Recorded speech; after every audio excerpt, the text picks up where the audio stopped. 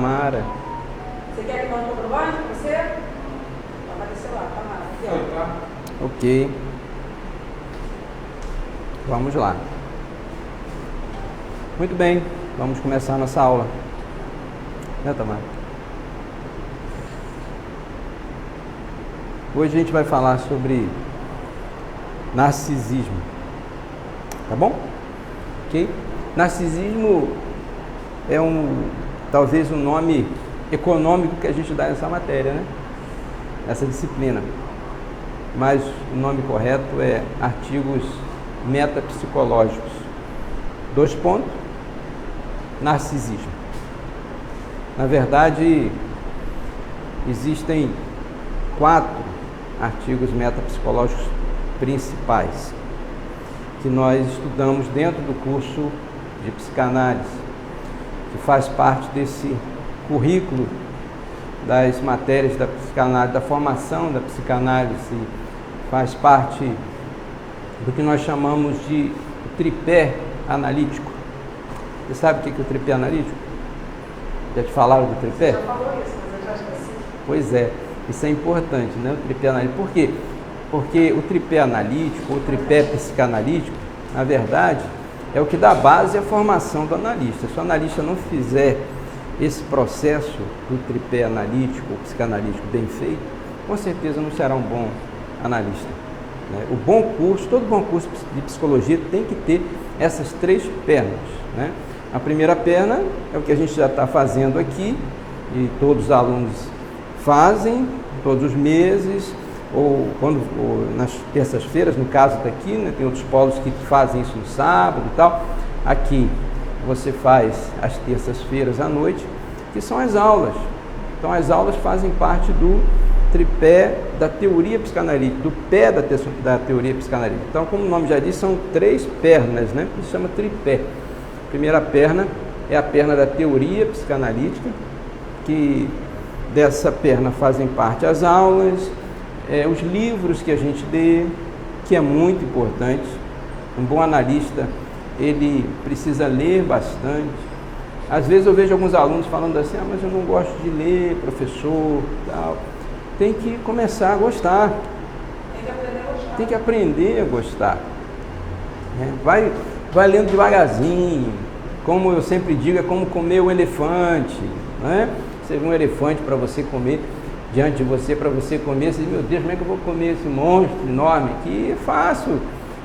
Corta ele em pedacinho, consegue lá um monte de frisas e coloca essa carne nessas frisas e vai comendo aos pouquinhos, cada dia come lá 100 gramas e tal, depois de um ano você já comeu elefante, né?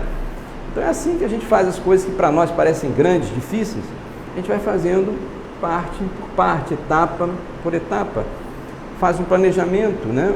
O aluno em formação no curso de psicanálise precisa ser organizado no seu tempo, nas suas tarefas, precisa ter agenda, isso é muito importante. Quem tem agenda é menos ansioso do que quem não tem agenda, porque quem não tem agenda vai se valer da mente para poder guardar, da mente não, do cérebro, né? Para poder guardar ali as coisas que tem que lembrar, fica forçando o cérebro a estar sempre procurando lembrar, não posso esquecer, tem que fazer e tal, e aquilo se torna uma preocupação. Isso desgasta, isso consome muita energia psíquica. Então, quando a gente tem uma agenda, a gente pega essas coisas que a gente tem que fazer, essas coisas que nós entendemos que são importantes, a gente vai colocar na agenda com data é importante, porque aquilo que a gente não coloca data, a gente não tem compromisso. A gente tem que colocar data para a gente assumir um compromisso, vai ser no dia tal, até o dia tal eu tenho que fazer, é nessa semana, é na quinta, é na sexta. Isso é muito importante para criar os compromissos. E aí a gente coloca ali na agenda, a gente está dando um descanso para a nossa mente, né? Porque a mente está entendendo que se está ali naquele livro, se for uma agenda de papel, uma agenda eletrônica, você colocou ali, a sua mente está entendendo que ela pode relaxar, ela pode descansar, porque aquilo não vai ser perdido, vai ser lembrado, porque quando você abrir aquela agenda vai estar lá o compromisso. A mente não precisa ficar fazendo esse papel de agenda, não posso esquecer, tem que lembrar. Tem gente que às vezes tem até dificuldade de dormir por causa disso, né? É interessante. Por quê? Porque fica ali preocupada com o que vai fazer no outro dia, na semana, etc. Podia colocar numa agenda. Já relaxar mais um pouquinho, descansar mais um pouquinho, diminuía um pouco essa tensão e desacelelerava. E por consequência acaba diminuindo também a ansiedade, né?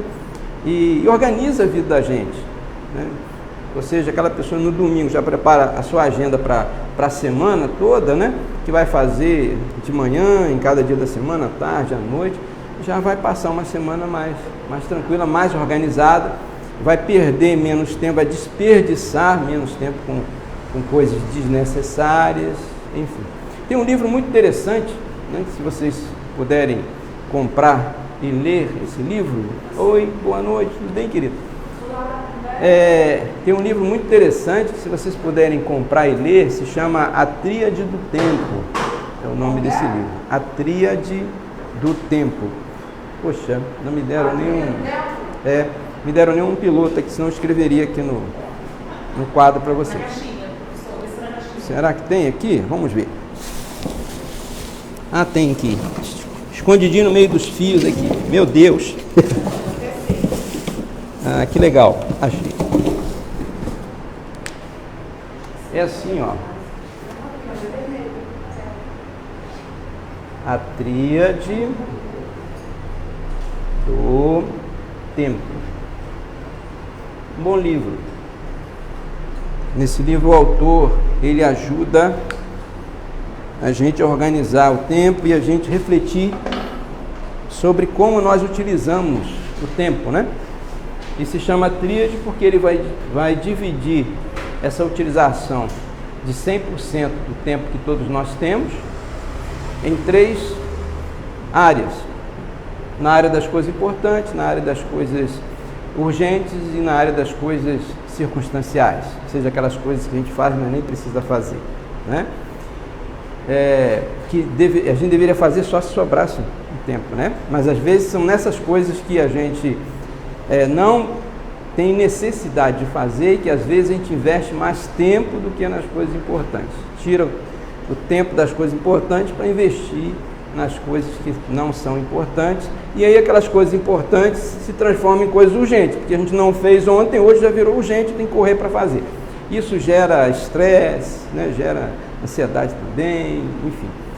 Então, organizar o tempo é uma das melhores coisas que a gente pode fazer na nossa vida. Isso ajuda muito, dá saúde mental, né? Ajuda nos relacionamentos, ajuda no trabalho, ajuda na vida econômica, enfim. As pessoas mais bem-sucedidas do mundo, um dos fatores que levaram essas pessoas a ter sucesso é saber administrar bem o seu tempo. A gente ouve e vê também entrevistas, tanto em vídeos ou até em livros, a gente vê alguns relatos dessas pessoas famosas que são bem-sucedidas no mundo de maneira geral, e eles sempre colocam essa questão, que a administração do tempo ajudou muito eles conquistarem muitas coisas, né? Construírem um patrimônio, enfim, ter o sucesso que eles têm.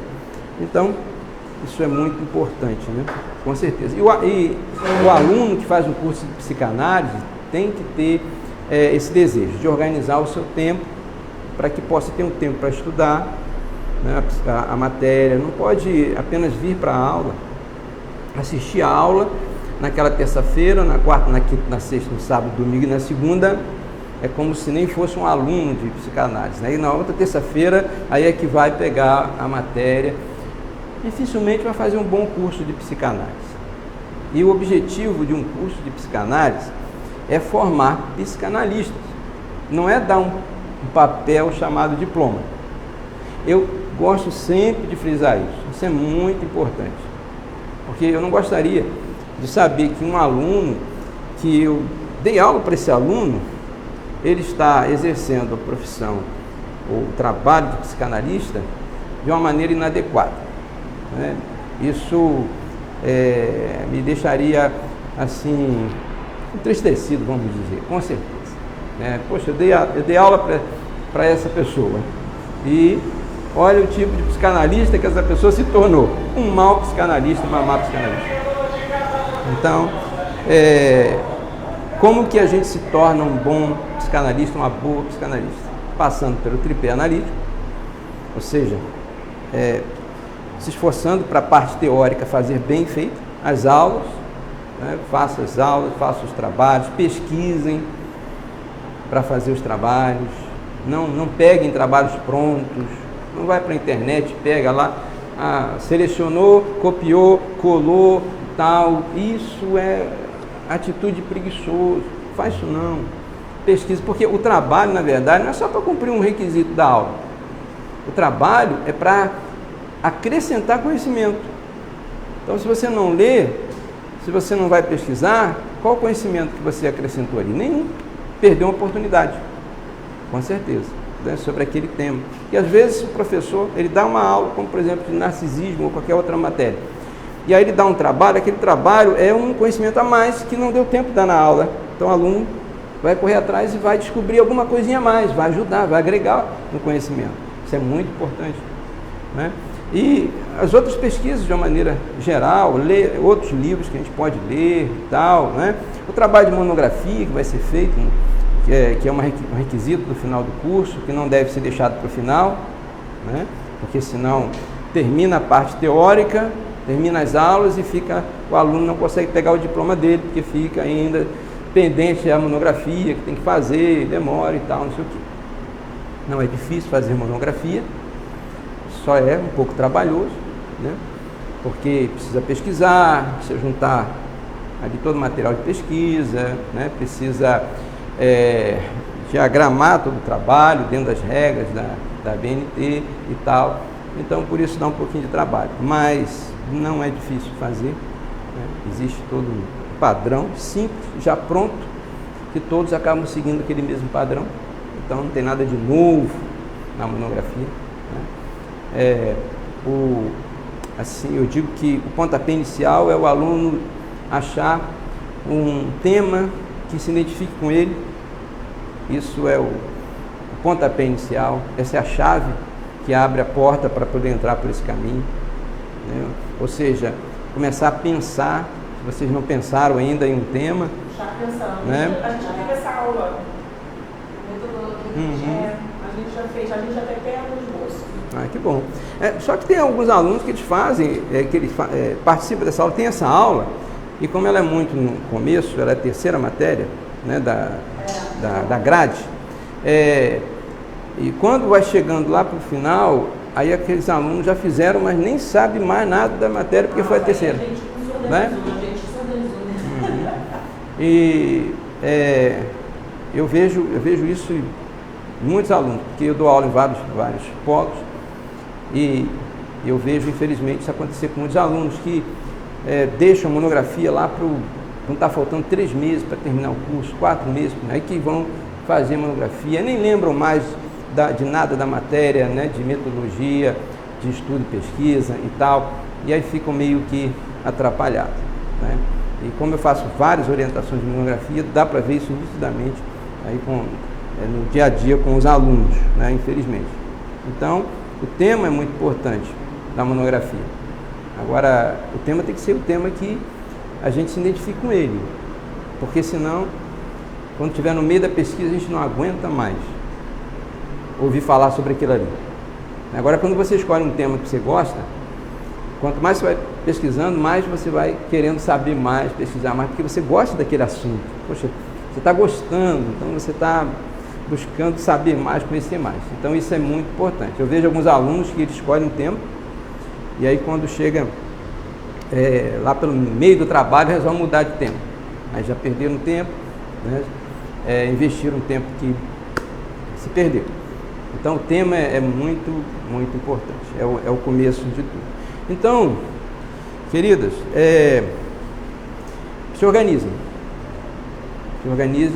para que vocês terminem o curso com mérito. Você que também está participando do curso pela internet, se organiza para que você possa terminar com mérito esse curso e ser um bom psicanalista, porque ser psicanalista não é só ter conhecimento de psicanálise.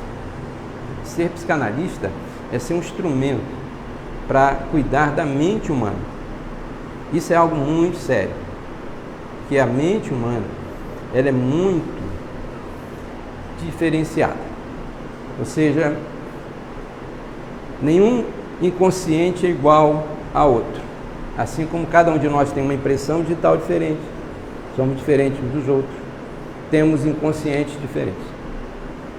Então, para isso, a gente precisa entender o outro, a gente precisa saber entender, para a gente poder tratar bem o outro. Se não soubermos tratar bem, em vez de levarmos cura, nós podemos adoecer mais ainda aquela pessoa. Por isso, a formação é essencial. Ok? E dentro dessa formação, dentro desse tripé da teoria psicanalítica, nós temos essa matéria, que é a matéria do narcisismo, cujo nome é artigo metapsicológico narcisismo. Os artigos metapsicológicos, como eu falei, eles, dentro do curso, eles são 4, né? Desejo, recalque, é um, pulsão, é outro, inconsciente e narcisismo. São temas que estão relacionados a esse processo psíquico, porque os artigos metapsicológicos, na verdade, eles se resumem em uma teoria freudiana para explicar esse desenvolvimento da estrutura e dos processos psíquicos. Agora, o que é a metapsicologia? Porque a gente ouve o título, né? Artigos metapsicológicos e tal. Mas o que é metapsicológico ou metapsicologia? O que vocês acham que é isso? O que você entende por isso?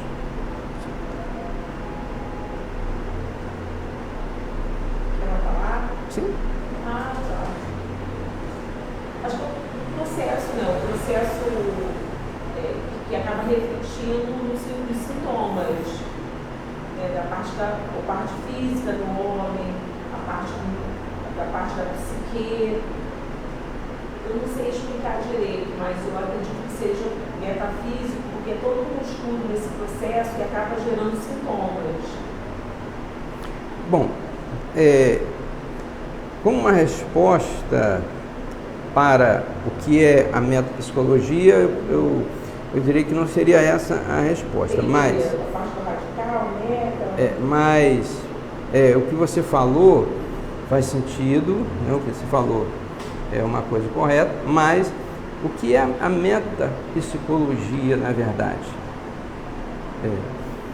A metapsicologia, bom, primeiro eu já falei que o metapsicológico, dentro da psicanálise, é a teoria desenvolvida por Freud para explicar esse desenvolvimento dos processos psíquicos, certo? Ele usa esse termo. Mas o que significa, na verdade, esse termo metapsicológico ou metapsicologia, na verdade? Né? Bom, esse termo, na verdade, ele é uma teoria que postula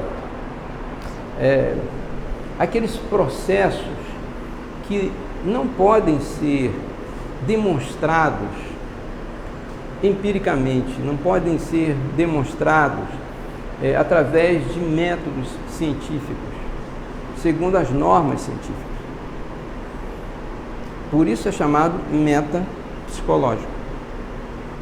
Então essa palavra, somente esse prefixo meta, né, aponta para isso.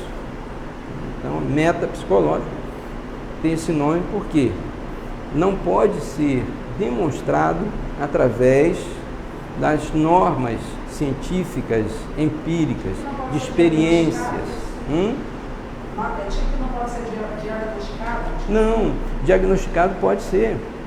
Né? Você pode diagnosticar. Só que quando a gente fala de diagnosticar, né, a gente está falando para a parte de categorizar um conjunto de sintomas referente a transtornos, né? Já é um outro lado, um outro campo.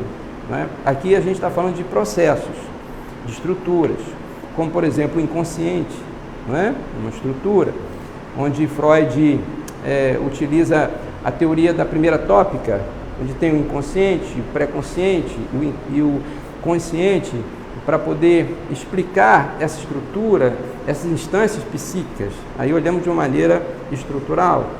Quando olhamos para a metapsicologia, um artigo metapsicológico, como por exemplo desejo, recalque, nós já olhamos para o lado do processo, desse processo do desejo, desse processo do recalque, não é? Desse mecanismo de defesa do recalque, que já é um processo. Não olhamos para o lado estrutural, mas o lado funcional, o lado do processo. Então, isso não é uma coisa que a gente possa diagnosticar. Mas o que eu estou querendo dizer é que a metapsicologia, a gente não pode medir, nem fazer experiências, né, não tratar empiricamente através de experiências científicas, normas científicas, porque a ciência, ela tem as suas normas para comprovar se aquilo ali é algo real ou não, se aquilo ali é algo que pode ser comprovado ou não, tem evidências reais ou não. Então, a ciência tem toda uma metodologia, tem normas para isso. Esse conhecimento aqui, que Freud vinculou, ele não pode ser medido dessa maneira. Por isso, ele é chamado de metapsicológico. Ok? Deu para entender? Tudo bem? É só para poder entender, na verdade, o termo metapsicológico, porque às vezes a gente passa o curso todo ouvindo sobre artigos metapsicológicos. Artigo metapsicológico, narcisismo. Vamos entender o narcisismo. Agora, por que se chama artigo metapsicológico? Eu, particularmente, acho importante a gente saber disso. Não é? E vocês já devem ter estudado pulsão. Estudaram já pulsão? Já devem ter estudado inconsciente. Já estudaram inconsciente? Desejo, recalque, já estudaram? Então, vocês já passaram por 3 artigos metapsicológicos. Eu acho que não seria justo passar por mais um sem saber o significado da própria palavra metapsicológico. É por isso que eu estou trazendo aqui para vocês. Eu acho que é importante conhecer. Por que Freud usa isso? Não é? O que ele estava querendo dizer com isso, quando ele chama isso de algo metapsicológico? Porque ele está dizendo, com essa palavra, que isso não pode ser aferido, isso não pode ser medido, isso não pode ser trazido para fazer uma experiência dentro das normas científicas. Não tem como. Porque isso, vamos usar um termo mais do senso comum, isso é abstrato, isso não é concreto. E como que a gente pode medir um sentimento? Como que a gente pode medir um pensamento? Como que a gente pode medir um desejo? Qual o tamanho de um desejo? 1 metro? 2 metros? Qual a largura de um desejo? Quanto pesa um desejo? 10 quilos? 20 quilos? Não tem como. Mas ele existe. Né? Só que ele não pode ser aferido segundo as normas científicas. E não pode ser utilizado metodologia de experiência, seja tratado empiricamente. Ok? Muito bem. Vamos começar pela história de Narciso, né? Porque é através dessa história que Freud utiliza, que ele faz uma analogia com todo esse processo desenvolvido desde a primeira infância, né, até para algumas pessoas na fase adulta. Porque encontramos várias pessoas na fase adulta que são narcisistas. Aliás, eu creio que nós vivemos hoje em dia dentro de uma sociedade narcisista. Vocês concordam com isso? Concordo. Na opinião de vocês, quais são as características dessa sociedade narcisista que nós vivemos? Muito de querer estar bem, de querer ser adorado, de querer manipular as pessoas, né? É verdade. De querer ser bajulado. Querer ser bajulados. Né? Uhum. Utilizando da sedução, essa questão toda. de seduzir através da sua aparência, de se amar, sabe? Essa coisa toda de se expor que a gente tem hoje, os youtubers, de serem referenciais, né? Uma coisa assim bem, eu acho que é bem característico, porque antes a gente não queria se expor tanto, né? Existia aquela questão de não se expor. Então ficou todo mundo, cada um no seu quadradinho, né? Parece que de repente todo mundo quer se expor. Quer dizer, quem já gostava arranjou um meio para... né? E gosta mesmo. É verdade. Você pensa isso também? É.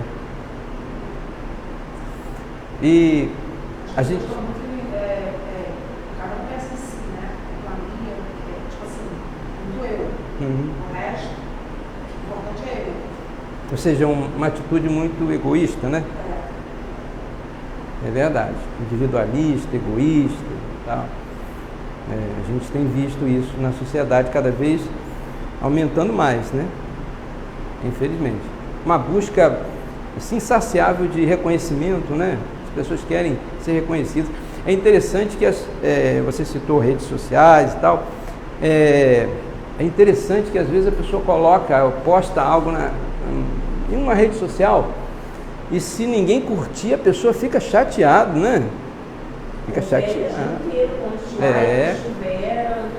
Se tiver só uns 5, 3, a pessoa fica por conta, fica chateada e tal. Quer dizer, a gente vê claramente essa necessidade de ser reconhecido, de ser elogiado, né? de aparecer publicamente e tal. Enfim, realmente é característica de uma sociedade narcisista, né? Com certeza. E a gente tem que ter muito cuidado para a gente não se contaminar. Mas às vezes a gente tem também traços desse narcisismo e às vezes a gente não percebe, né? Porque é interessante que fizeram uma pesquisa há um tempo atrás, alguns estudiosos, psicólogos fizeram uma pesquisa com mais de 2.000 pessoas, uma média de 2.200 pessoas, para tentar descobrir qual seria a melhor maneira de saber quando uma pessoa é narcisista. Uma maneira assim bem simples, bem mais popular, né? Não muito científica, mas como que você saberia, né, dentro do seu círculo de relacionamento, daquelas pessoas, quem é narcisista, né? E é interessante que a resposta dessa pesquisa foi o seguinte: a melhor maneira de se descobrir se a pessoa é narcisista é perguntar para ela. Olha que coisa. É perguntar para ela. Ou seja, você é narcisista? Você é narcisista? A pessoa vai dizer não. Muita gente nem vai saber simular as coisas, vai sair, né? Não vai entender, ou vai simular, ou nem sabe o que é isso, É verdade. Muitas pessoas não se reconhecem como tal. Mesmo que ela for, a maioria vai dizer não. Acho que também está muito ligado ao conceito de que ele se ama e adora a imagem. Ninguém vê que, para isso, ele precisa que o outro reconheça, né? Essa outra associação que eu acredito que não se tem não tem muito conhecimento disso. Se tem conhecimento da palavra, eu sou narcisista, porque só está focado na questão da imagem, que ele ama a imagem dele, que ele se ama tanto, tudo mais. Quando a gente está na psicanálise, a gente para observar que esse traço narcisista é fruto de recalque, e que esse traço narcisista vai além de amar a sua imagem, vai o desejo que ele tem que o outro ame a sua imagem de qualquer maneira. Ele precisa desse reconhecimento. Aí eu acho que a pessoa já não tem, alguns não tem tanto conhecimento, né, teórico disso. Sim, para ter esse conhecimento, a pessoa precisaria buscar, aprender, né? Esse saber que a pessoa, o senso comum não tem, com certeza, não tem. As pessoas estão falando de impor, elas impõem o que elas querem. Elas se amam, todo mundo tem que amar ela. Muito bem. Se acha isso, todo mundo tem que achar. Eu sou assim, todo mundo tem que pensar. Então, entendendo que nós estamos numa sociedade narcisista, né, a gente também precisa se autoavaliar, mas não vamos fazer isso agora. Depois a gente pensa um pouquinho nisso, mais para frente, para a gente também poder aproveitar essa nossa trajetória aqui das aulas, para a gente se autoavaliar também. Será que a gente tem também um pouquinho de narcisismo? Porque às vezes a gente tem e a gente não quer enxergar que tem, né? Mas a gente vai pensar um pouquinho mais à frente sobre isso. Como eu falei, nós temos que começar a entender o narcisismo pela própria história de Narciso. Então, quem foi Narciso? Vamos entender isso. Diz um mito grego que Narciso era uma criança tão linda e admirada que sua mãe, Liríope, preocupada com esse excesso, levou-o até o sábio Tiresias. Ele lhe disse que o menino só teria uma vida longa se jamais visse a própria imagem. Por muito tempo, essas palavras pareceram destituídas de sentido, ou seja, isso com o tempo ficou esquecido, não se lembrou disso que esse sábio Tiresias tinha falado. Mas os acontecimentos que se desenrolaram mostraram seu acerto, ou seja, mostraram que esse sábio estava certo. Na adolescência, Narciso era um jovem belíssimo, mas muito soberbo. Ao passear certo dia pelo campo, a jovem Eco o viu e se apaixonou por ele, mas o rapaz a repeliu. Um dia, cansado, Narciso dirigiu-se a uma fonte de águas límpidas. Eis então que a profecia se realiza, né? Que profecia? Isso que o sábio Tiresias ele falou, ele disse que o menino só teria uma vida longa se jamais visse a própria imagem. Então a profecia se realiza. Ao ver-se refletido no espelho das águas, ele enlouqueceu, né? O Narciso enlouqueceu de amor pelo próprio reflexo nas águas. Embevecido, né, por esse reflexo dele, por esse amor, não tinha olhos nem ouvidos para mais nada. Não comia ou dormia. Em vão, Eco suplicava o seu olhar, mas Narciso só olhava para si. Apaixonado, busca para aplacar a sua dor um outro que, sendo ele mesmo, não lhe responde. Realiza-se então o seu destino, mergulha no espelho das águas e desaparece no encontro impossível. Posteriormente, a Mãe Terra o converteu em uma flor, de nome Narciso, né? Que é uma flor que algumas pessoas já viram, algumas pessoas até conhecem essa flor, chamada Narciso, né? A flor, ela é branquinha, né? E dentro tem um miolinho assim, amarelinho, bonita a flor, né? Flor Narciso. Essa flor, inclusive, ela é até utilizada para se fazer entorpecente, né? Porque ela tem uma substância química que produz uma substância alucinógena, né? Que é um entorpecente. E é interessante, o próprio nome, né? Narciso, aponta para isso. Não só porque ele ficou entorpecido, embevecido pela sua própria imagem, pelo amor, mas a palavra narciso, como a palavra narcisista, né, vem do radical grego narc, que significa entorpecente. Daí vem a palavra narcótico, né, que é a mesma coisa que entorpecente, né? Isso daqui, gente, é uma das histórias de Narciso.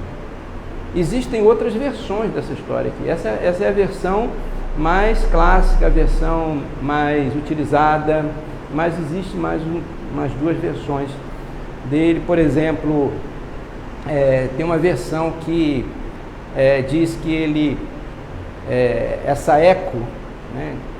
Cadê a Eco? Está por aqui, a jovem Eco, né? A Eco era dentro dessa história, porque isso aqui é uma história fictícia, né? Escrito por um escritor até romano, apesar de ser um mito grego, e essa história foi escrita em 427 depois de Cristo. Então é toda uma história fictícia. E essa jovem Eco era uma ninfa, né? Que dentro dessa história, a história é grande, aqui tem um resumo da história, né? É grande. Era uma ninfa. Essa ninfa, o que é uma ninfa? É uma deusa das florestas, dos rios, das cachoeiras e tal, que andava pelas florestas e tudo. E quando ela vê Narciso, ela fica apaixonada por ele, jovem, muito belo e tal, era jovem, né? Por volta de 15 anos, dentro dessa história, vai localizar ele nessa faixa etária de 15 anos, né?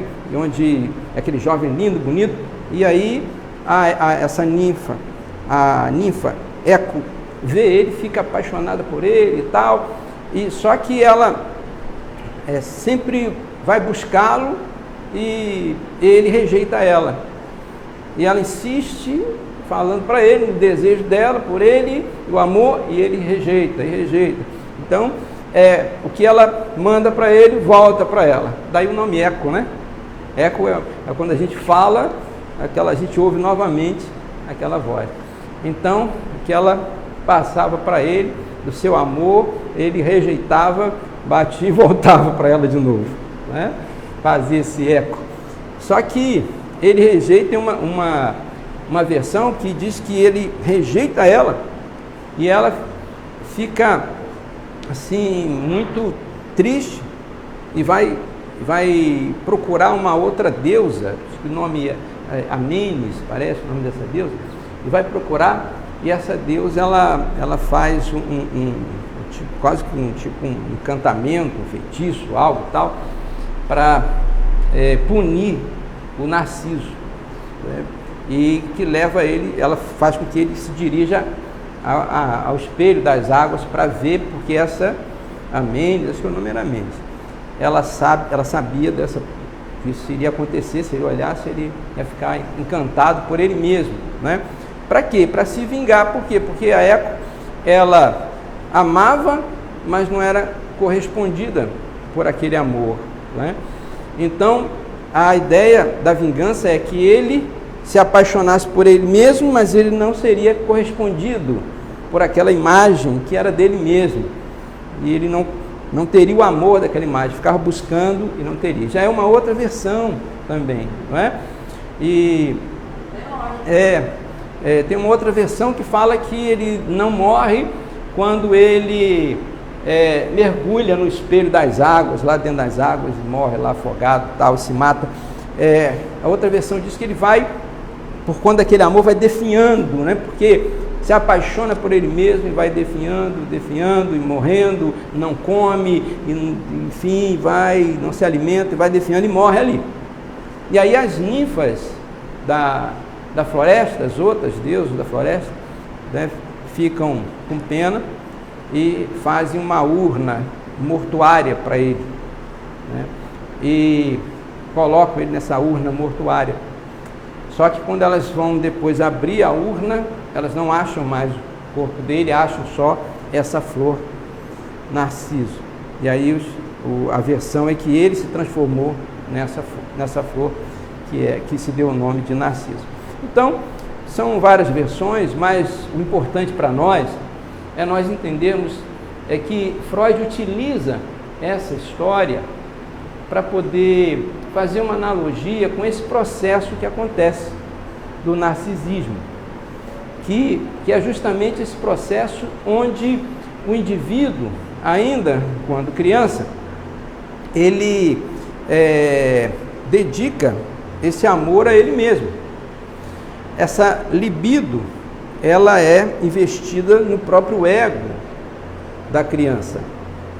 Depois, essa libido passa a ser investida em outro objeto, no caso, a princípio a mãe, né? Depois pode ser um outro objeto, mas geralmente esse primeiro objeto do amor de uma criança, de um bebê, é a mãe, porque é aquela que supre as suas necessidades a priori, né?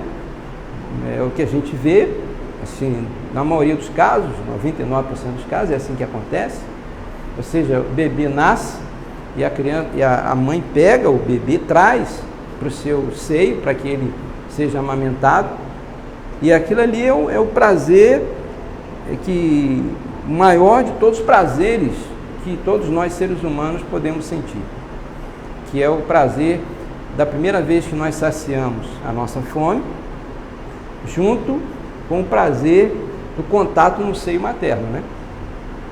Então, como vocês já estudaram, na matéria que fala sobre desenvolvimento psicossexual infantil, ou desenvolvimento libidinal, que é a mesma coisa, né? Geralmente a gente já estuda isso quando a gente estuda as tópicas, a teoria das tópicas do aparelho psíquico.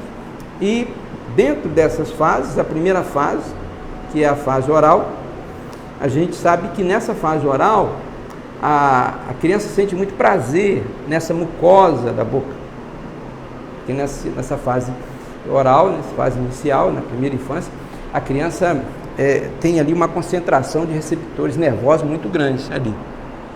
Então ali é o que a gente chama de, a gente não, né? Freud chama e outros ícones da psicanálise estudiosos chamam de a primeira área erógena, a área erógena original. O narcisismo começa nessa fase, não, né? O narcisismo, não entendi o que isso tem a ver com o narcisismo. O narcisismo, ele já, o embrião do narcisismo está nessa fase, já começa... Embrionária não, é embrião que eu digo, o começo, a gênese, o começo do narcisismo está nessa fase. Que fase? Nessa fase da primeira infância, na fase do bebê. Infância. Isso, na fase do bebê. Né? Então tudo começa aí, né?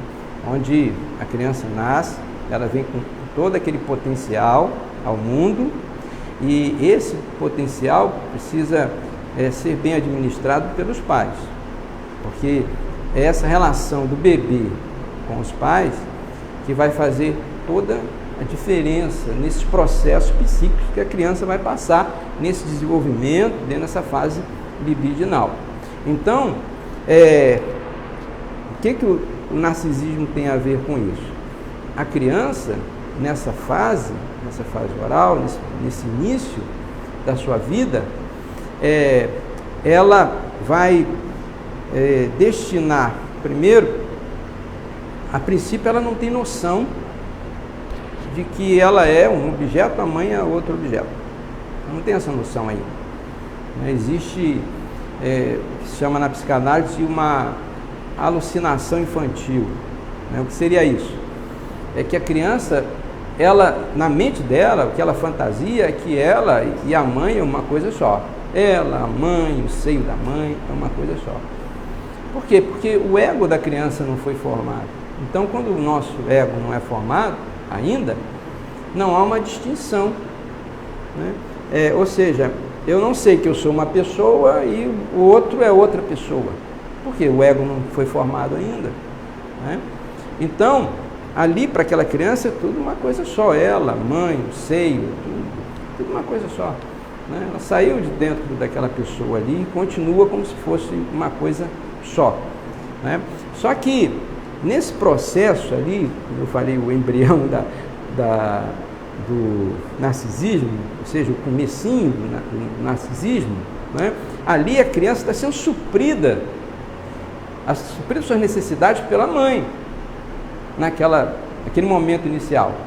A primeira grande necessidade ali é a necessidade de nutrição, porque quando a criança estava na barriga da mãe, ela não tinha essa necessidade.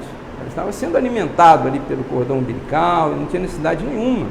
Só que quando ela nasce, o cordão umbilical é cortado, né, a primeira necessidade que vem, necessidade física, fisiológica, é a necessidade da fome. Então precisa ser suprida aquela necessidade. Então a mãe traz a criança e encosta ela no seu seio para ela mamar, para ela se alimentar. Só que, às vezes, para a mãe é só uma alimentação, é só o saciar de uma fome. Mas para a criança é muito mais do que isso. Por quê? Porque a criança vai sentir um prazer muito grande quando ela colocar a boca no seio da mãe. Então ali tem 3 fatores que são muito importantes. Primeiro, o fator da nutrição. Isso é muito importante. Ela vai saciar a fome dela, vai dar um alívio e vai tirar dela o desprazer. O primeiro desprazer que ela teve ali foi a fome, ela vai eliminar esse desprazer. Então, a gente elimina um desprazer com prazer, né? Então, ela vai sentir o prazer de estar saciada. Esse é o primeiro fator. O segundo fator é que ela vai sentir um prazer também na mucosa da boca, porque tem muitos receptores nervosos ali, e é a primeira área erógena da criança, né? O que é uma área erógena? São aquelas áreas do nosso corpo que nos dão prazer, certo? E ali, a área erógena que dá prazer para a criança é a mucosa da boca. Então, ela encostar ali vai dar um prazer muito grande para ela. E o outro fator é o fator do próprio acolhimento da mãe. A mãe ela traz a criança de uma forma que quase que é a posição fetal, né? Que a criança estava, antes de estar na posição para poder ter o parto, a criança estava numa posição ali dentro do útero da mãe, uma posição segura, acolhida. Quando a mãe traz para os braços, às vezes a mãe faz aquela posição que é quase a posição fetal. Ou seja, a criança se sente também acolhida, se sente também protegida ali naquela posição. Então ela recebe prazer, né, do contato bucal, sente o acolhimento, a segurança e sente a sua fome saciada. Esse primeiro prazer é um prazer que faz toda a diferença na vida do ser humano. Sabe aquele ditado que diz assim, a primeira impressão é que fica? A gente poderia utilizar esse ditado para esse momento. Aquela primeira impressão que fica naquela criança é a impressão que nunca mais vai voltar. Aquele prazer nunca mais volta, não vai ter outro igual. Aquele foi o único, foi o primeiro.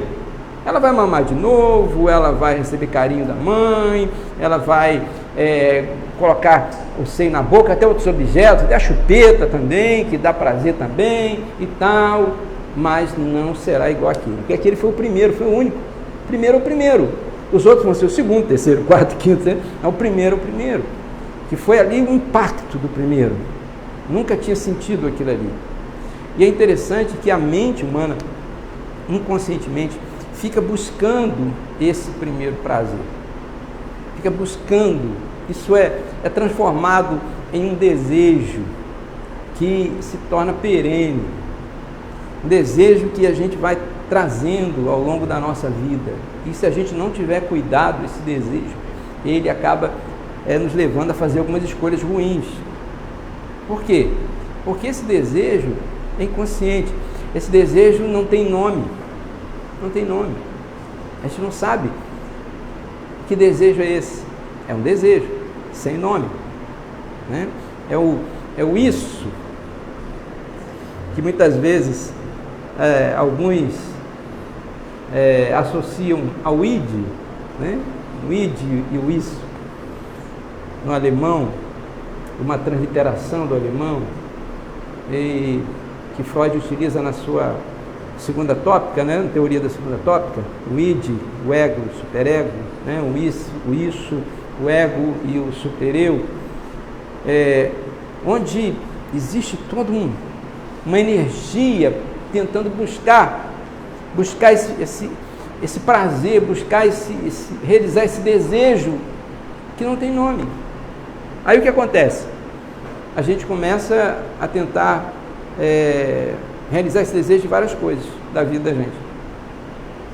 Na vida sentimental, na vida profissional, na vida econômica, no prazer físico, né? Prazer sexual, enfim, em tantas outras coisas. A gente vai buscando, na realização dos sonhos, e realiza aqueles sonhos, e no começo aquilo está maravilhoso, passa 1 ano, 2 anos, 3 anos, e a gente diz assim, está faltando alguma coisa. E a gente vai buscar outra coisa, e agora é isso, agora vai, tal, a gente se sente realizado, agora, graças a Deus, consegui, agora estou bem. Passou mais uns 3, 4, 5 anos, está faltando alguma coisa. E aquilo vai perseguindo a gente em toda a nossa existência. né? E enquanto a gente não consegue elaborar isso, entender e elaborar, a gente fica um pouco sujeito, preso a esse suposto, não suposto que é real, esse desejo, mas sem entender o que ele é. Então, voltando para o começo do narcisismo, vamos entender o seguinte: o que é o narcisismo? É o amor de um indivíduo por si próprio, ou por sua própria imagem, uma referência ao mito de Narciso. Então, aqui está uma definição que está bem similar à história de Narciso, né? Narciso era um indivíduo que tinha esse amor pela sua própria imagem, quando ele viu ali refletido nas águas, né? Amor por si mesmo. Por isso Freud utiliza essa história para ilustrar esse processo psíquico. O termo narcisismo foi introduzido na psiquiatria no final do século XIX e viria a ser adotado no campo da psicanálise por Havelock para descrever uma forma de sexualidade baseada no próprio corpo do indivíduo. Mas o narcisismo, ele só é uma sexualidade baseada no próprio corpo físico do indivíduo? Não, mas é ali que começa, nessa fase da infância, onde a criança ela começa a descobrir no seu próprio corpo o prazer. Essa área erógena que antes era na boca, ela começa a ser distribuída pelo corpo. Outras partes do corpo da criança começam também a se tornar áreas erógenas, até a própria pele. E a criança sente prazer quando estão dando banho nela, quando estão passando aquele creminho nela. A pele, ela começa a ter também os seus receptores nervosos de prazer. A criança começa a sentir prazer em várias outras áreas do seu corpo. E é interessante que a criança vai ser chamada de um ser polimorfo em relação ao prazer. O que significa isso? Que a criança ela vai buscar, vai extrair prazer de várias formas. Ela não consegue entender isso que ela está fazendo, mas ela gosta de ter aquele prazer. E aí ela vai buscando de várias formas. E aquelas formas, né, que elas são mantidas por pulsões, e essas pulsões que Freud vai chamar de pulsões parciais. Por quê? Porque são pulsões em de várias maneiras que elas acontecem para gerar o prazer e o desejo pelo prazer. A criança não busca o prazer apenas em uma área só do seu corpo.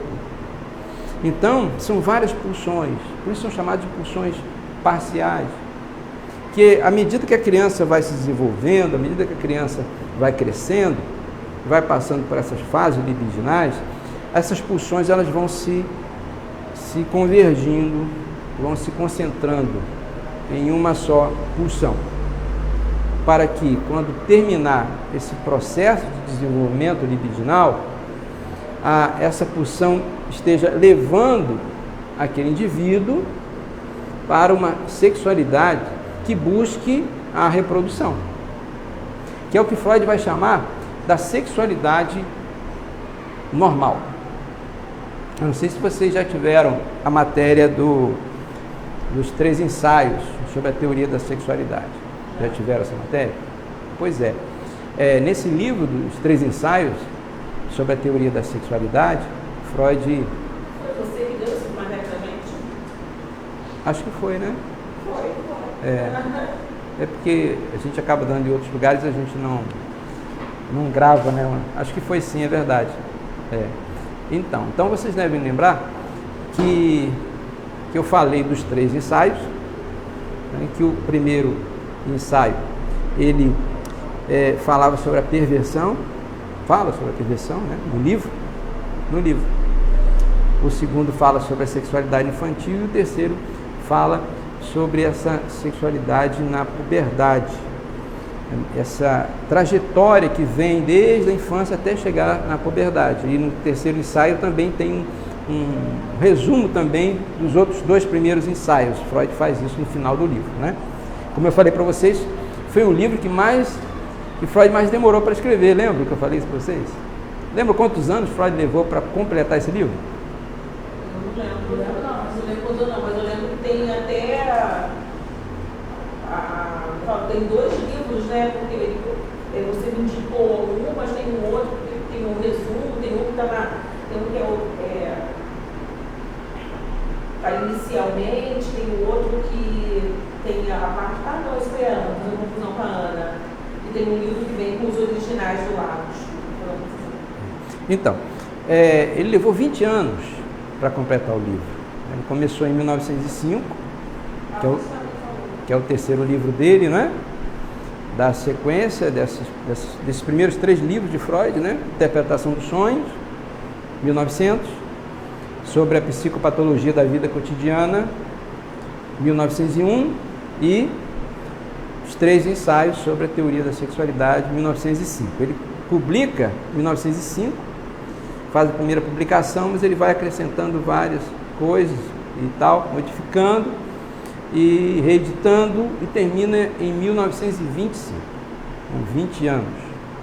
Eu acho isso muito interessante porque, às vezes, nós lemos alguns textos de Freud de uma vez só e a gente quer entender logo de cara. Freud leva 20 anos para escrever um próprio livro.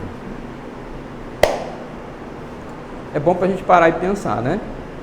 Ou seja, se o próprio autor, ele pensou e repensou, pensou e repensou e repensou, ou seja, se debruçou bastante sobre aquilo ali para poder entender aqueles processos psíquicos e poder realmente ter certeza do que estava escrevendo.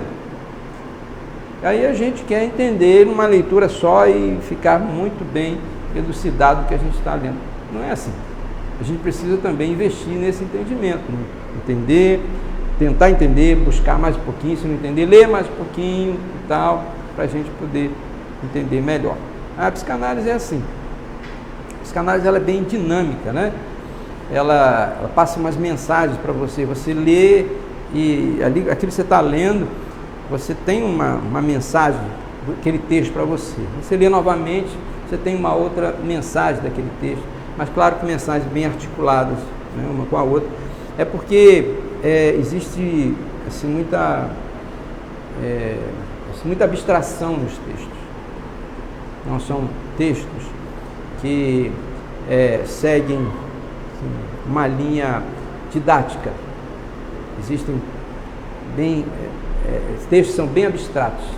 Então, por isso, a gente precisa parar, ler, tentar entender, né, qual é a mensagem original do texto ali para nós. Isso é muito importante, isso ajuda a gente a crescer bastante, até no nosso autoconhecimento, né?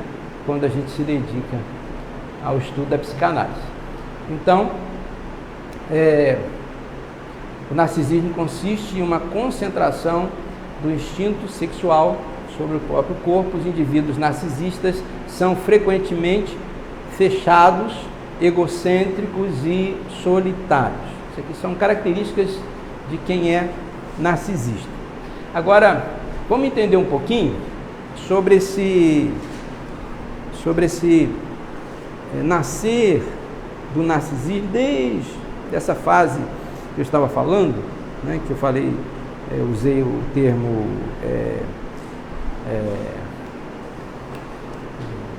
que você me perguntou, o embrião, exatamente, isso, que eu usei o termo do embrião do narcisismo, ou seja, lá do comecinho. Vamos tentar entender melhor como isso acontece nas crianças, porque é onde nasce o narcisismo. Às vezes nós olhamos muito para o narcisismo quando a gente pensa numa pessoa que é narcisista. Mas onde isso começou? Né? O narcisismo, na verdade, é algo que é natural a todo ser humano, por incrível que pareça. Ele é um processo natural, no qual todos nós passamos por esse processo. Na fase da primeira infância, nós passamos por esse processo. É um momento onde a gente, quando bebê, a gente se volta para a gente mesmo. A gente volta o nosso próprio desejo para nós, a nossa própria libido para nós, enquanto bebê, nessa fase. Isso é necessário. Por quê? Porque a gente está construindo o nosso psiquismo. A gente está construindo o ego, é o começo da construção do ego. Então, olhando dessa forma, o narcisismo não é negativo nesse primeiro estágio. O narcisismo é considerado, inclusive, para a psicanálise, nessa fase, como um protetor do psiquismo. Protetor do psiquismo.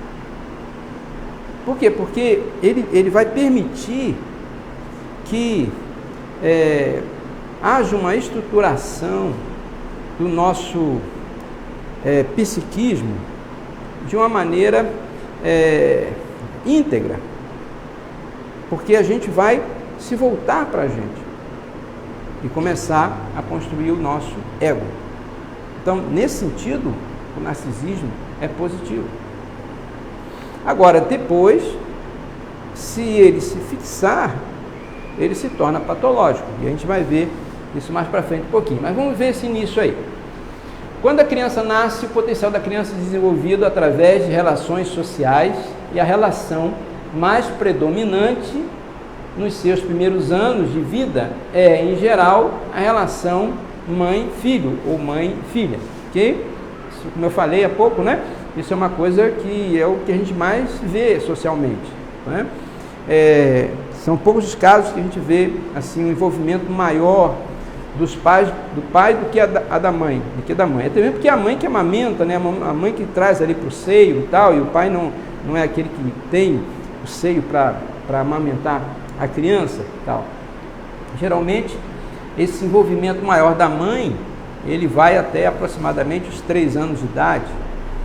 É a partir daí que o pai entra no relacionamento, entra na história, né?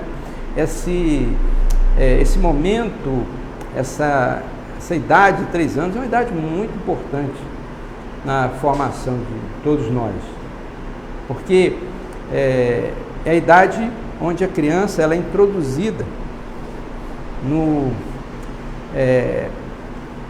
começo desse processo de formação do superego. E ela é introduzida também dentro dos códigos sociais, porque até então a criança ela ficava muito ali dentro da casa, junto com a mãe e tal, a família, aquela coisa toda.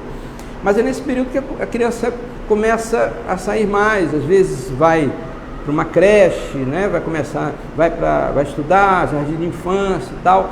E aí vai ter que se adaptar a essas regras sociais, nós chamamos de códigos sociais, as leis da sociedade. E aí os pais se sentem no dever de ensinar isso para os filhos, como elas vão se comportar lá fora, o que pode, o que não pode fazer, o que deve, o que não deve. E aí os pais também começam a entender que nessa idade as crianças precisam ser já disciplinadas, advertidas sobre coisas do dia a dia. Não faça isso, não faça aquilo, isso aqui você não pode fazer, ou isso aqui você pode, tal, isso aqui. Então, e o pai exerce um papel muito fundamental aí, nesse processo de introdução dessas leis, desse pode, não pode, desse deve, não deve e tal. E são essas leis, esses códigos, que vão constituir o superego. Porque, na verdade, o que é o superego? O superego é esse conjunto de normas, de ética, de leis, de crenças, de valores, que nós introjetamos. Nós vamos aprendendo, recebendo, ouvindo, principalmente dos pais, e a gente vai introjetando. Isso acaba se tornando lei para nós, né? E é esse superego que nós temos que vai fazer essa função de alimentar a censura. E é essa censura que vai dizer o que pode estar ali no consciente e no inconsciente, gerando esse recalque, ou impedindo que aquilo que está no recalcado, no inconsciente recalcado, saia. Isso aqui não pode estar no inconsciente, isso aqui é inaceitável, inadmissível, isso traz sofrimento, isso traz transtorno, então aquilo é recalcado. Recalque é uma defesa, né? É um mecanismo de defesa, para não deixar que a gente sofra. E aquilo fica lá recalcado no inconsciente, existe uma barreira de recalque, mas aquilo é regulado por essa censura.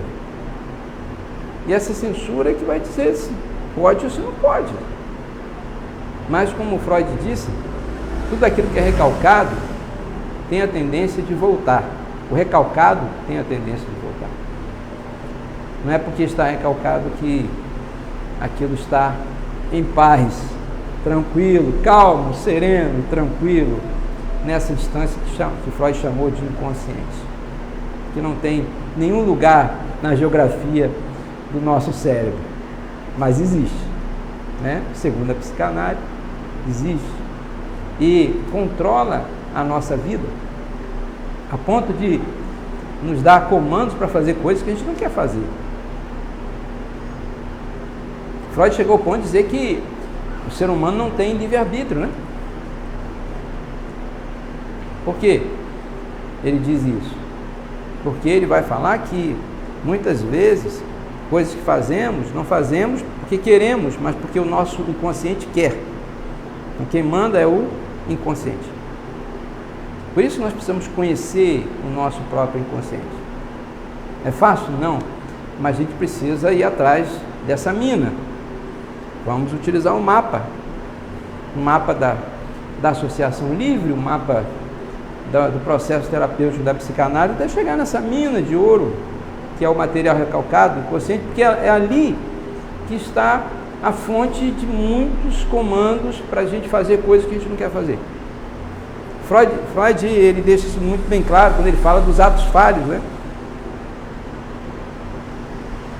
Que ele chama de as paraplexias. Ele fala dos atos falhos, dos xistes. Ele vai falar que o ser humano faz coisas, fala coisas, lê coisas, escreve coisas, se movimenta de tal maneira que não é o que ele conscientemente quer fazer, mas é comandado pelo inconsciente. Então, a força do inconsciente é muito importante. Voltando para o Narciso, como eu estava falando, parei aqui nesse relacionamento entre mãe e filho, que dá pano para manga. Se a gente for entrar nesse assunto, a gente vai aqui até meia-noite, que é um assunto interessante, porque na clínica a gente encontra muito isso. Quando vocês estiverem lidando na clínica com pacientes, vocês vão encontrar muitas pessoas fixadas nessa fase. É extremamente importante que a mãe esteja sempre em sintonia com o bebê e num constante estado de alerta, de forma a satisfazer as necessidades do bebê. Por quê? Porque nós sabemos que todos nós nascemos seres prematuros. Todo ser humano nasce um ser prematuro. Às vezes a gente pensa assim, não, é prematuro se nascer com 6 meses, né, de gestação, 7 meses. Não, esse ser prematuro aí, que alguns estudiosos falam, em relação ao ser humano nascer sem ter terminado toda a sua formação. Por exemplo, tem parte do cérebro do bebê que ainda não foi formado. Partes do córtex frontal ainda não foi. Parte do cérebro que está destinado a sediar emoções, uma parte não foi totalmente formada. Então, o ser humano, depois que ele nasce, depois de 9 meses, ele continua ainda em formação. Então ele precisa da ajuda do outro, ele precisa, e o outro ali é a mãe, principalmente. Precisa de todo aquele cuidado ali, que as necessidades dele sejam supridas. Não é anatomicamente não, né? Também. Quando eu falo do cérebro, eu já estou falando anatomicamente. Na anatomia cerebral, ele não está totalmente, formação completa? Totalmente não, existe ainda uma continuidade. Processo de maturação, no caso, não de formação. Maturação. existe ainda, não está totalmente... Não, eu entendi. Entendeu? Eu fiquei confusa a nível de formação anatômica, no caso de não. maturação. Se fosse essa formação, né, a criança ela não teria mobilidade psicomotora, entendeu? Eu achei esquisito. Ela não teve? Mas eu entendi, é o processo de maturação. Sim, não está, esse processo não está como forma, entendeu?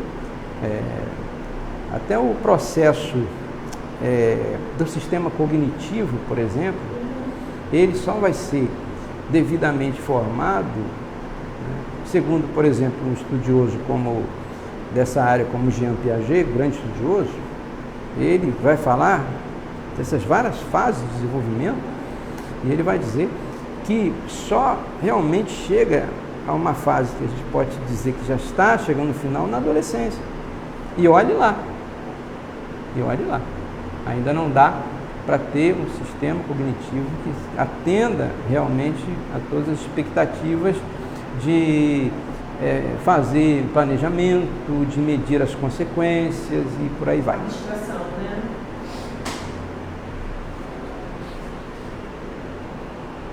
O bebê... Agora, aqui tem uma coisa interessante, é extremamente importante que a mãe esteja sempre em sintonia com o bebê e num constante estado de alerta, de forma a satisfazer as necessidades do bebê. A gente sabe que a mãe precisa estar ali cuidando, né? Porque o bebê é um ser prematuro, no sentido de toda essa necessidade, mas ao mesmo tempo a mãe tem que ter a sabedoria de já deixar o bebê também entrar nesse processo de uma busca de independência. Isso é algo que nem todas as mães conseguem fazer, né? O Winnicott, ele fala da mãe suficientemente boa, né? E é interessante que quando fala desse termo mãe suficientemente boa, a gente pensa que é aquela mãe que atende imediatamente as necessidades da criança. Mas não, ali fala daquela mãe que ela atende as necessidades da criança, mas ela não super protege a criança, porque essa super proteção atrapalha o desenvolvimento da criança. Por exemplo, tem mães que a criança ela nem expressa o desejo por determinadas coisas, a necessidade, o querer, e a mãe já dá, né? Por exemplo, a criança está com sede, ou às vezes nem está, a mãe já chega com um copo d'água antes da criança pedir. E assim tem outras coisas, né? Parece, olhando assim externamente, parece que essa mãe é muito boa fazendo isso. Só que, sem perceber, essa superproteção da mãe está atrapalhando o desenvolvimento da criança. É como a mãe que coloca a criança no colo o tempo todo e se sente insegura de deixar a criança engatinhar, por exemplo. Diz assim, não vou deixar engatinhar, não. Tem muitos micróbios, germes no chão e vai contaminar o meu bebê. Não, tem que estar sempre no colo, deixa que eu levo para lá e levo para cá.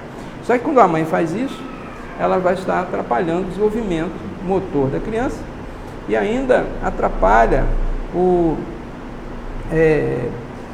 desenvolvimento também no sentido da criança saber, né, definir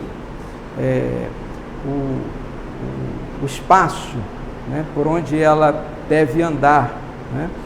Ou seja, crianças que não engatinharam têm uma certa dificuldade de ter uma noção exatamente do espaço, né? Do lado direito, do lado esquerdo, ou seja, elas não desenvolveram a lateralidade.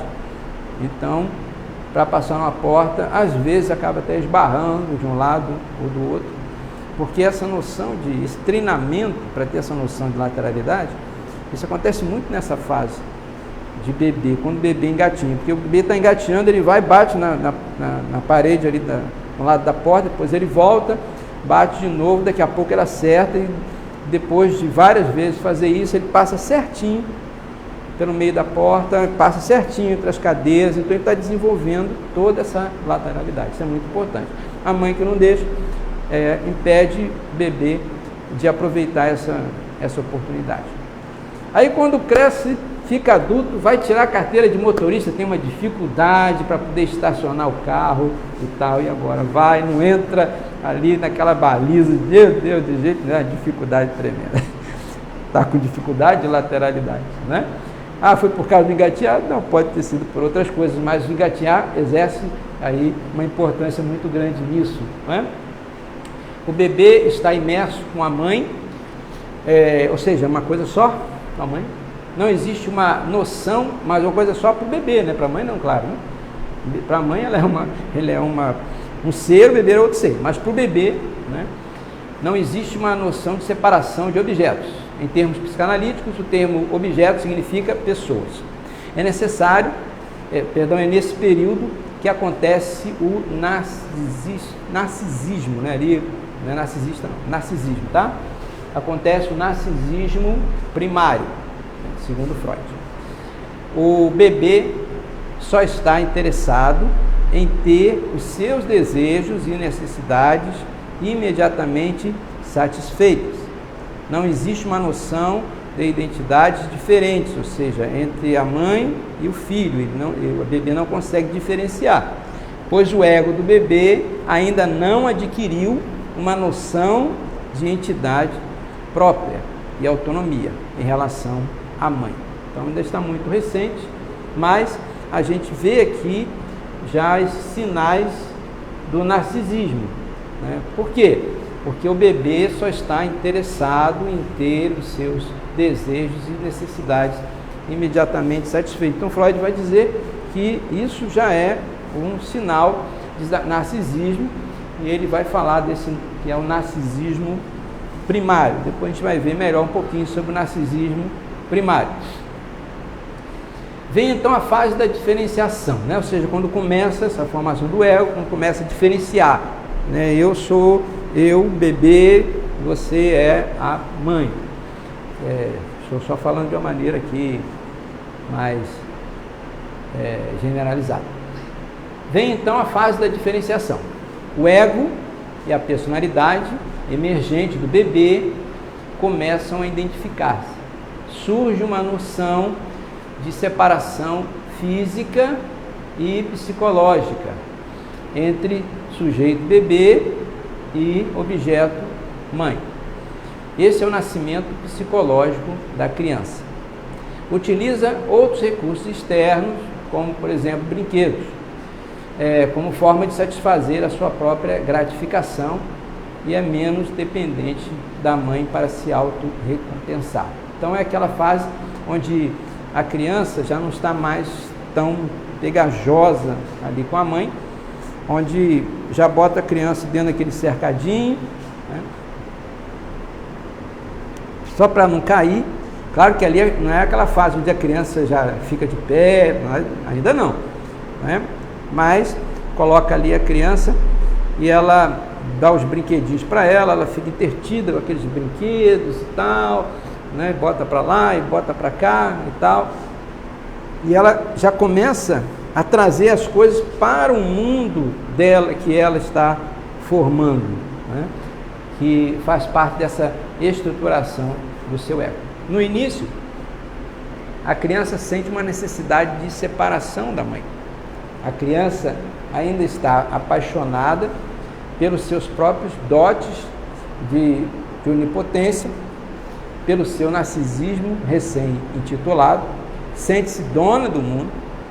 O mais importante é a gratificação dos seus desejos, necessidades físicas, assim como das suas necessidades psicológicas, né? Esse estágio aqui, esse momento aqui, já é um momento que vai aproximadamente dos 8 meses até um ano, até 15 meses, né?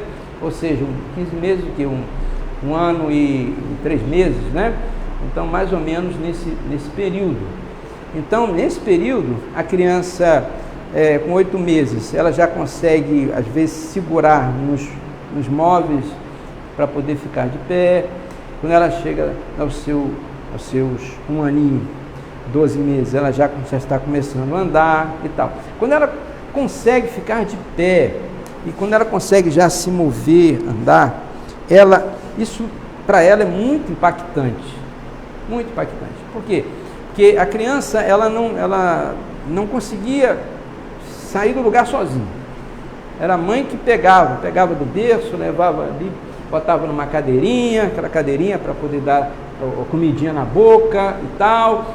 E a criança dependia de tudo. Para se mover, dependia de tudo do adulto. Certo? Só que, quando ela começa a ficar de pé, ela começa a dar os primeiros passos sozinha, começa a haver esse sentimento de autonomia para a criança, isso é muito impactante para ela. A criança se sente poderosa, se sente onipotente ali. Isso mexe muito com a criança. Muito com a criança. Então, a criança ainda está apaixonada pelos seus próprios dotes de onipotência. Ou seja, ela ainda está impactada, né? Nessa idade, até 1 ano e 3 meses, até 1 ano e meio, ela ainda está impactada porque ela consegue andar, ela consegue ir sozinha para lá, ela consegue ir sozinha para cá. Às vezes vai o pai e a mãe vai atrás, vem cá, menina, ela está toda feliz que ela vai para lá, vai vir para cá e tal. Então, ela se sente ali dona do mundo. Já é um outro momento na vida da criança nesse processo, não é?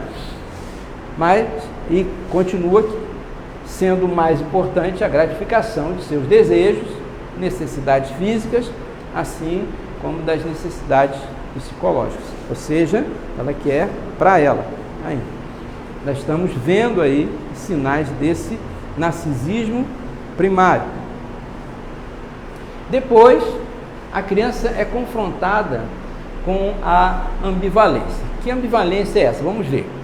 Ela deseja separar-se fisicamente da mãe, ou seja, ela quer ficar independente, ela quer sair pela casa sozinha, ela quer comer sozinha, ela quer fazer as coisas sozinha, ela quer essa independência. Então, ela tem esse desejo de separar-se fisicamente da mãe nesse sentido, mas, por outro lado, não consegue permanecer segura, né, criança, sem estar em contato com a mãe.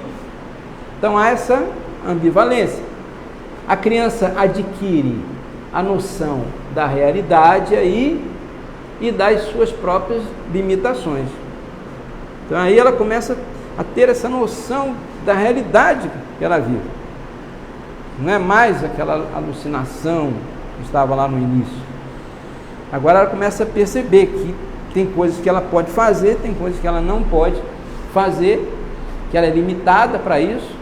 Isto é incrivelmente doloroso para uma criança, pois a fantasia da onipotência desfaz-se a seus pés. O mundo agora apresenta-se diferente. Querer, mas não poder. Ela quer, mas não pode. Quero correr para lá, correr para cá, quero fazer as coisas sozinho, mas não pode, né? Porque a mãe está ali, né, segurando, não pode, até com todo cuidado, né? Para a criança não se machucar e tal. Você vai para lá, para aqui, então, isso aqui você não pode, isso aqui não pode, tal, não sei o quê. Então, é interessante, tem uma vizinha, né, minha, que ela tem uma bebezinha pequenininha, agora já está maior um pouquinho, né? Já está com seus, acho que seus 2 aninhos e meio e tal. Mas desde que ela aprendeu a andar, ela ficava lá no portão, né? Aí todo mundo passava no portão da casa dela, né? Na mureta assim da varanda, todo mundo passava, ela, oi, oi, oi, todo mundo, oi, ela, oi, oi, doida de vontade de sair e tal, né? Por quê? Porque já estava sabendo andar, já estava sabendo ficar de pé, então já não queria ficar ali mais dentro de casa. E aí, às vezes, a mãe, às vezes o pai, principalmente, ia lavar o carro, alguma coisa, deixava o portãozinho aberto, e aí daqui a pouco estava a criança descendo já a escadinha da varanda para ir. Aí o pai, menino, ele pegava, botava lá dentro de novo, aí fechava o portão.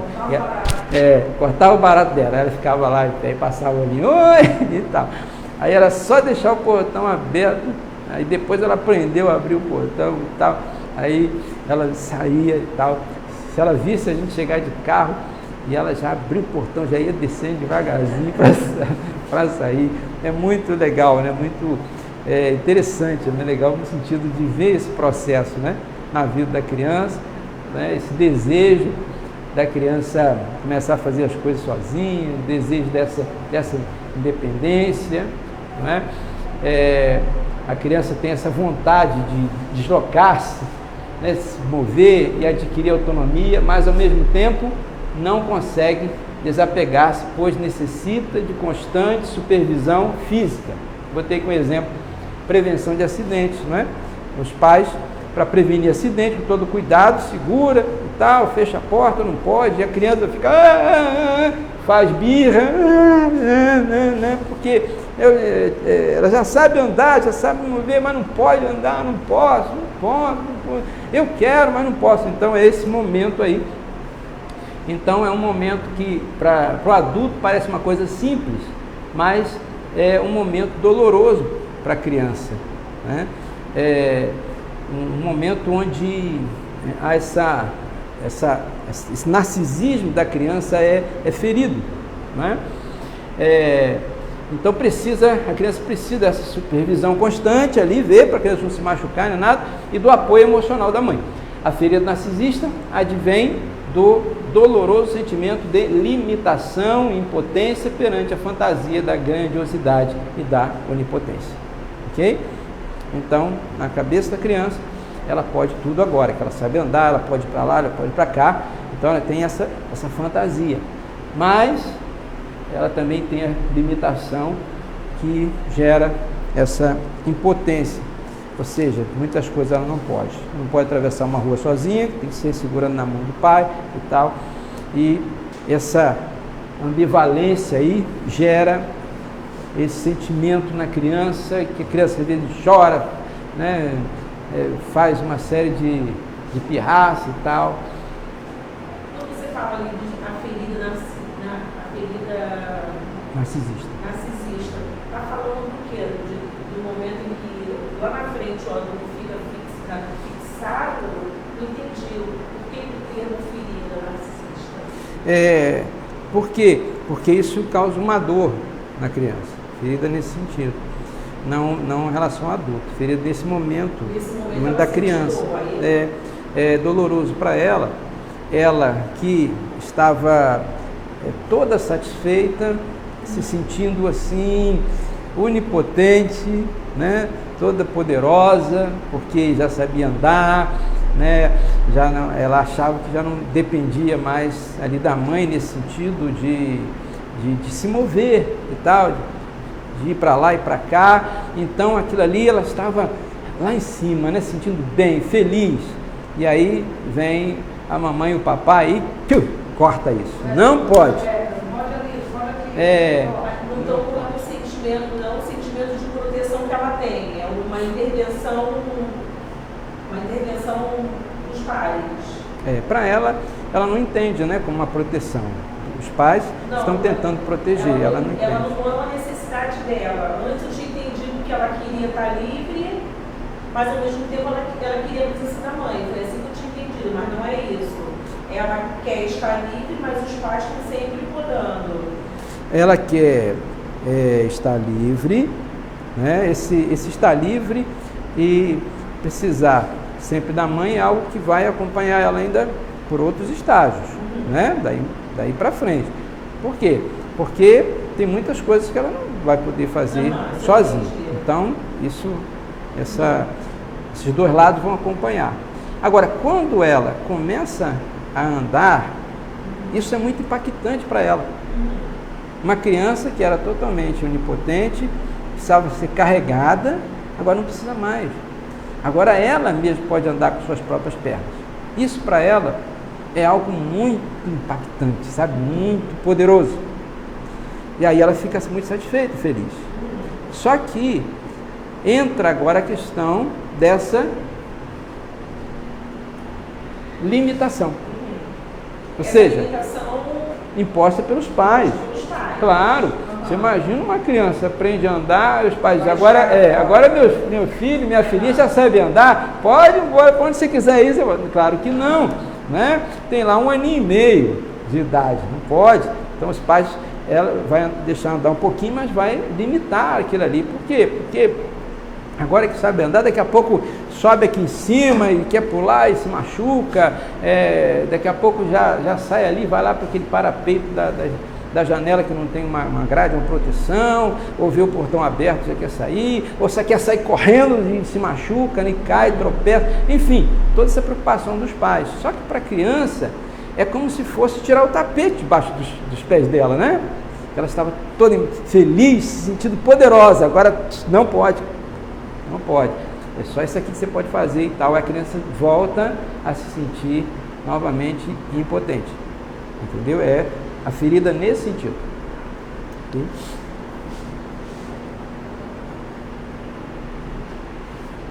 Para a sua própria sobrevivência, a criança projeta a perfeição, que é uma fantasia, claro, quanto aos seus pais, e ostenta a necessidade que eles sejam uma imagem, um espelho, dessa mesma onipotência. Nesse caso, o narcisismo interfere na autoestima e passa a ser uma necessidade insaciável de recuperar a sua idealização. Então, a criança projeta a perfeição, essa fantasia, quanto aos seus pais, e ostenta a necessidade que eles sejam uma imagem, um espelho dessa onipotência, ou seja, da onipotência que a criança não tem, né? Então, quando ela vê que ela não tem isso, essa onipotência, que ela quer ter, na verdade, ela vai projetar isso nos pais, né? São os pais que se tornam, a partir daí, os super-heróis das crianças, aqueles que têm toda a força que a criança não tem. É da onde a criança pode tirar a força, o poder, é dos pais. Projeta isso nos pais, né? E isso satisfaz a criança. Por quê? Porque quando ela projeta nos pais, né, é como se ela estivesse diante de um espelho, né, que volta para ela, né? Por quê? Porque o que acontece? O olhar do outro é que vai nos constituir. A criança está nesse processo de constituição. Então, a maneira como os pais olham, veem esse filho, essa filha, vai ajudar positivamente ou negativamente nessa constituição do ego da criança. Às vezes, os pais vão elogiar essa criança, né? Olhando ela como alguém de valor, alguém que é preciosa, e assim vai tratá-la. Então, aquilo vai constituir uma boa autoestima para essa criança. Em contrapartida, tem outros pais que às vezes vão falar palavras negativas, crítica destruidora e tal, porque o olhar que está passando, que tem dessa criança, é um olhar negativo, ruim, desvalorizador e tal. E aí isso vai prejudicar na formação da autoestima. Vai ser uma autoestima baixa que essa criança vai ter. Porque a nossa autoestima é constituída desde a nossa infância, a partir da nossa infância. Daquelas pessoas que nos rodearam, né? Pai, mãe, avô, avó, professor, professora e tal. Essas pessoas ali que faziam parte ali do nosso dia a dia, que ajudaram na constituição da nossa autoestima. Mas os acontecimentos, tanto bons, de vitória, como ruins, de derrota, de necessidade, tudo isso vai somando esses fatores todos para constituir a nossa autoestima. Então é muito importante, né, a criança, como a criança se vê. E uma das maneiras que vai trabalhar essa visão que a criança tem dela mesma é a própria visão dos pais, que os pais têm dela, não é? Isso é muito importante, muito importante. Nesse caso, o narcisismo, ele interfere na autoestima, né? Como eu falei, e passa a ser uma necessidade insaciável de recuperar a sua idealização. Vamos ver as características de um narcisista? Acho que ainda dá tempo ainda. Algumas características. Uma pessoa narcisista é basicamente alguém obcecado pelo seu próprio ego e que acredita fielmente que é a melhor em qualquer situação, habilidade ou tarefa, tornando a maioria dos seus relacionamentos complicados por não aceitar menos do que acredita merecer. Ou seja, ele acha que ele sempre tem que merece mais, não é? Nunca fica satisfeito com aquilo que lhe dão. Eu mereço mais, isso é pouco e tal. Mesmo que o que ele ganhe esteja acima da média. Tal. Aqueles que não aplaudem os seus feitos com elogios, reconhecimentos ou reciprocidade serão descartados imediatamente. Ou seja, aquelas pessoas do círculo de relacionamentos dessa pessoa narcísica, né, que as pessoas que não o bajulam, que pessoas que não elogiam ele e tal, não reconhecem as coisas que ele faz e tal, ele vai tirando essas pessoas do seu círculo de relacionamento, ele vai deixando elas de fora. Por quê? Porque essas pessoas não atendem, né, a demanda dele de elogio, de reconhecimento e tal. O narcisista acredita que ele é sempre o ator principal dos acontecimentos. Por exemplo, se ele vai a um casamento e a noiva se atrasa, ele fica indignado, como se ela estivesse consumindo o seu tempo precioso, né? Ou seja, se a noiva ali no casamento se atrasou, o prejuízo é para o noivo, né? É um absurdo, né? Gente, olha... Eu sei que é chato a gente ficar esperando. Tem muita coisa doida, gente. O ser humano, vou te falar. O que é isso? O ser humano é meio louco, sabia? É verdade. Eu sei que é chato, eu já fui a casamentos, inclusive casamentos que eu ia celebrar o casamento, e ó, fiquei lá, ó, esperando, e a noiva demorou um mês. Eu sei que é muito chato. Só que o grande prejuízo é do noivo lá que está esperando, da noiva que preparou toda aquela cerimônia e tal, né? A imagem que passa é a imagem negativa, né? Imagino assim, o nervosismo que aquela noiva vai estar vivenciando no próprio atraso, né? E o do noivo também, né? Com certeza. Mas só que o narcisista ele não vê. Ele é o centro. Ele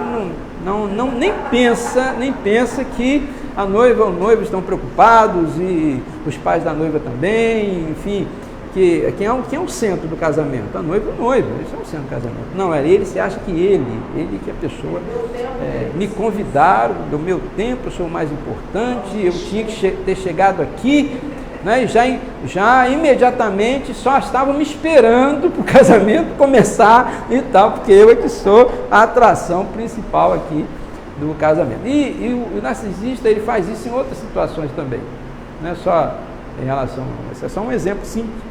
Em outras situações, ele acha que ele é que tem que ser a pessoa endeusada ali naquela hora, naquele momento, a pessoa que tem que ficar sempre em primeiro plano. Ele nunca aceita estar em segundo lugar, em segundo plano, ele tem que ser o primeiro, sempre, o tempo todo, tem que ser atendido na frente dos outros, enfim, porque ele é o melhor. Ele se acha, né, o melhor. Para o narcisista, suas ideias são sempre as melhores, a sua fala é sempre mais importante, ele não aceita ser contrariado, suas regras é que importam. Quando faz algo de bom, ele diz: olha como eu sou bom para os outros. Quer ter controle sobre tudo, geralmente só se importa com o seu próprio luto, quando alguém morre, para ele, quando a perda é dele. Então, se alguém morreu, se a perda for dele, para ele, aí ele se incomoda. E se for do outro, ele não faz, para ele não faz a mínima diferença. O narcisista é arrogante, egocêntrico, ele está no centro de tudo, megalomaníaco, desagradável, fechado, tem falta de empatia, ou seja, ele não consegue se solidarizar com o sentimento do outro, não consegue se colocar no lugar do outro, tem dificuldade de manter laços objetais duráveis. Geralmente, os relacionamentos de um narcisista demoram pouco tempo, acabam pouco tempo, né? Pessoas que gostam de manipular as outras, tornando as outras dependentes emocionais, né? Com certeza. Eu estava tratando de uma jovem e ela, é muito interessante que ela me procurou e foi um motivo assim que é raro acontecer essa busca, né? Alguém chegar no consultório e falar que foi ali porque quer terminar o namoro, né? Eu perguntei o que lhe trouxe aqui. Aí eu vim aqui porque eu quero terminar meu namoro. Quase que eu falei, você entrou no lugar errado, né? Aqui não é não é um consultório de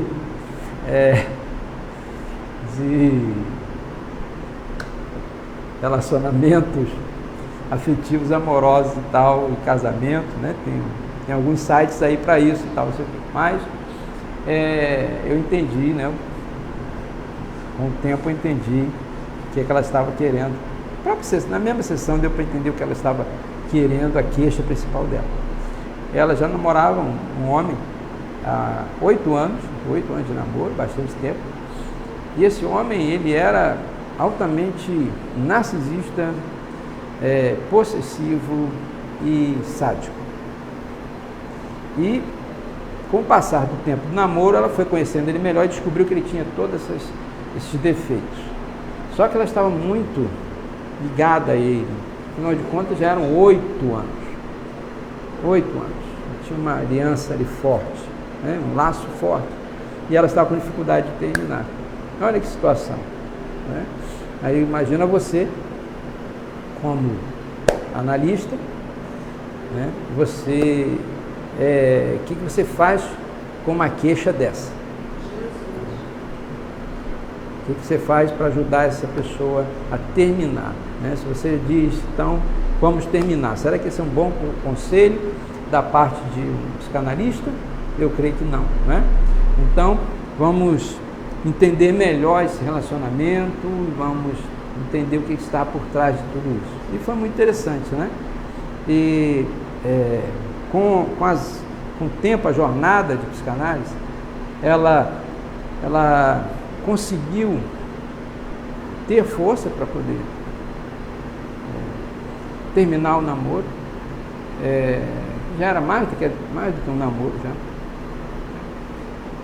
E ela conseguiu, na verdade, se estabilizar, porque esse relacionamento tinha desestabilizado ela de uma forma muito grande. E ela estava assim, bem afetada emocionalmente. Depois que ela se estabilizou emocionalmente, depois que ela descobriu nela coisas que ela nem sabia que ela tinha, que ajudaram ela nesse conserto emocional dela, aí sim ela teve força para poder terminar esse namoro. Porque ela já tinha tentado outras vezes, mas ele era muito agressivo, né? Chegava a ameaçar ela. Mas foi muito interessante, né, esse processo, como ela conseguiu ter força para poder desmanchar. E ela foi desmamando esse namoro, foi desmamando até que acabou. E hoje, graças a Deus, né, ela já está em outro relacionamento excelente, né, já marcou até o casamento dela. Esses traços, essas características são desde a primeira infância, ou são características do narcisista depois que ele já está na idade adulta e ficou fixado na primeira infância? Existem 2 tipos de narcisismo. O narcisismo primário e o narcisismo secundário. Aqui a gente está falando do primário ainda. Essas características são do narcisista primário. Primário ainda. Do bebê ainda. Isso, narcisismo primário. Entendeu?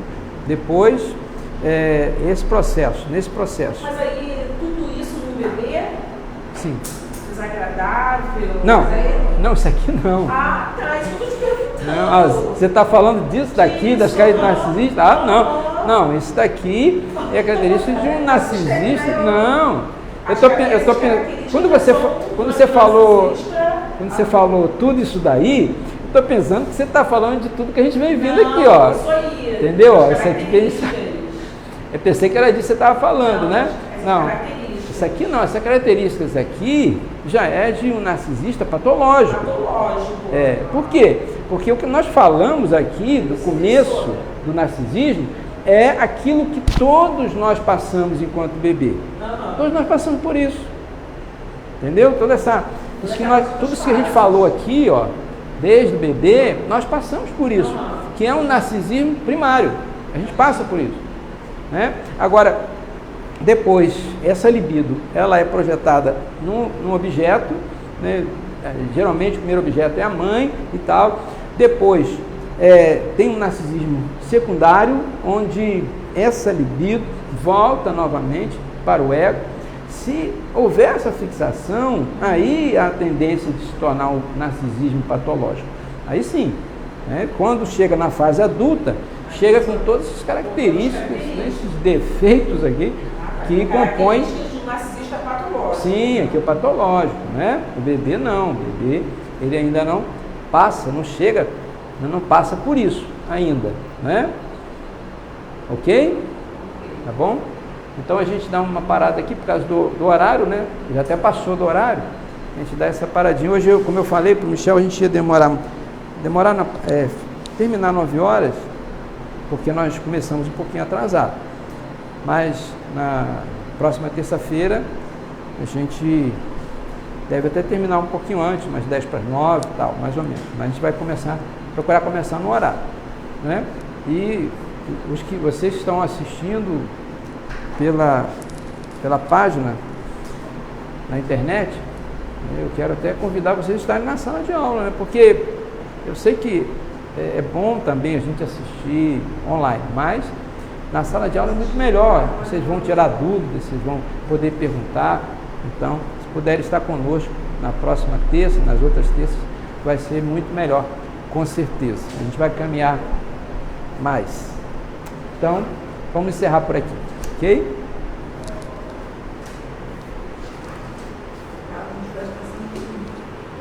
Acho que amanhã 9